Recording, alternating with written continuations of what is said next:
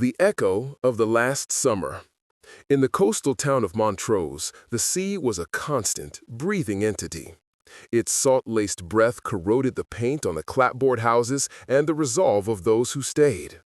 Eleanor Grace returned on a Tuesday, her arrival marked not by nostalgia, but by the grim purpose of an executor. Her father was dead. The house on the cliff, his final, crumbling monument, was now hers to sell. She was a conservator at the Met, a preserver of other people's histories. The irony of facing her own, rotting and exposed, was not lost on her. When she turned the key, the smell was not of memory, but of damp plaster and neglect. In the living room, a man was examining a water stain on the wall with a clinical eye. Thomas Hale. Not the boy who had promised her the world, but the town's most sought-after contractor. His hands, once stained with paint for her, were now calloused and held a moisture meter. "You're late," he said, without turning around. "The damp's gotten into the load-bearing wall. I told Arthur to fix this years ago." Eleanor's grief sharpened into irritation. He was an artist, not a mason. "He was a dreamer who let the foundation rot," Thomas replied, his voice flat. He finally looked at her, and his eyes were not just sad, they were weary, stripped of their old romanticism. "It'll cost a fortune to make it sellable." They did not speak of the past that first week.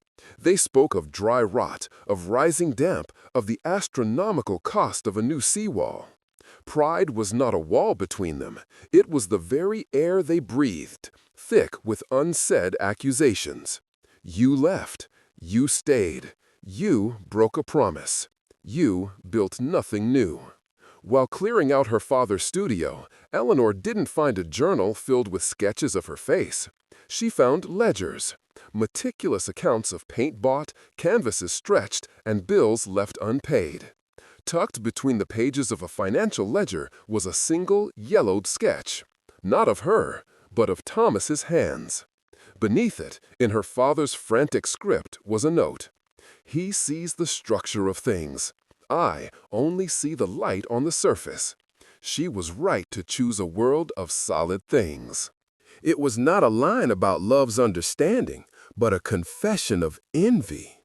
Her father hadn't idolized her departure. He had understood its necessity. One afternoon, Thomas found her staring at the sketch, her composure cracked.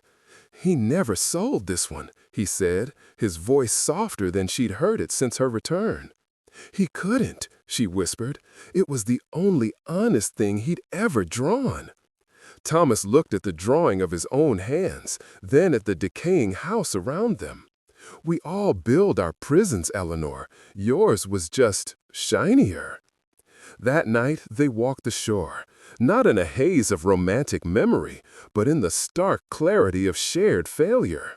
The wind didn't carry their unspoken words. It whipped them away. "I didn't leave to be free," she confessed, the truth torn from her. "I left because I was terrified that staying would make me ordinary, like him, like all of this." Thomas stopped, the sea foaming around his boots. "And what did it make you instead?" "Lonely," she said, the word a simple, devastating fact, and very, very good at fixing beautiful things that belonged to someone else. He didn't reach for her hand. He shoved his own into his pockets. "We weren't too young to understand what love costs, Eleanor. We were just too arrogant to believe the price was non-negotiable." The next morning, he was gone. No poetic note, just a contractor's invoice on the kitchen counter. Scrawled in the margin, next to the estimate for foundation repairs, were the only words he could offer. "The structure is sound. It just needs someone willing to bear the weight.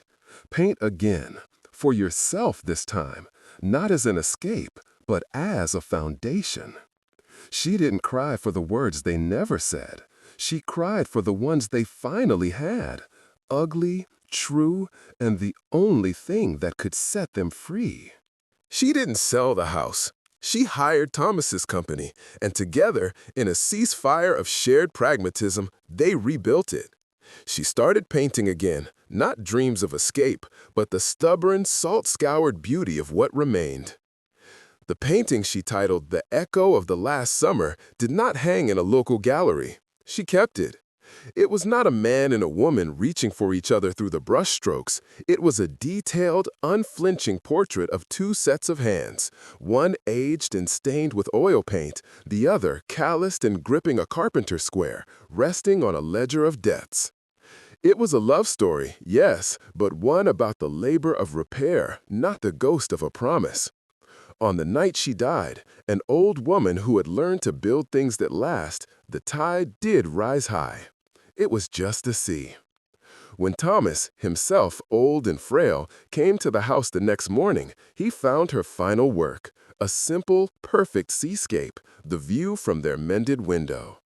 On the windowsill she had painted, so small one could miss it, a single cracked vase holding a clutch of wild cliff flowers. There was no epigraph about love and time. She had simply written in the corner where a builder would sign his name, "The foundation held." And the sea, indifferent and eternal, kept whispering, not of lost loves, but of the relentless, beautiful work of holding the shore.